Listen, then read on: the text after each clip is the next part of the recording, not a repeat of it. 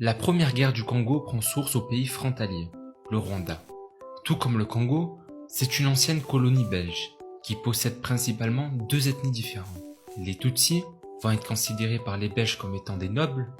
Les Hutus seront considérés comme un peuple inférieur dans la société coloniale. Après l'indépendance du Rwanda, Grégoire Kayibanda, un Hutu, devient président de la République en 1961. Mais 33 ans plus tard, le 6 avril 1994, les présidents rwandais et burundais meurent dans un attentat visant l'avion présidentiel. Le colonel Bagosora y voit une attaque des Tutsis et décide de faire un génocide qui tuera 800 000 Tutsis en moins de 3 mois. Un génocide des plus terribles. Mais le 4 juillet 1994, le gouvernement génocidaire est renversé et un homme prend l'influence du pays, Paul Kagame, un Tutsi.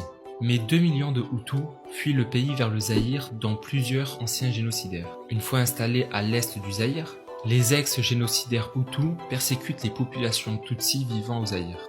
Le président rwandais arme et finance les Tutsis zaïrois pour qu'ils puissent se défendre. Mobutu, l'actuel président zaïrois, ne voulant pas de ces problèmes au sein de son territoire, menace de renvoyer les Tutsis au Rwanda. Or, le Ouganda et le Rwanda n'ont pas aimé ces propos et vont s'allier avec des rebelles congolais pour s'opposer au gouvernement Mobutu.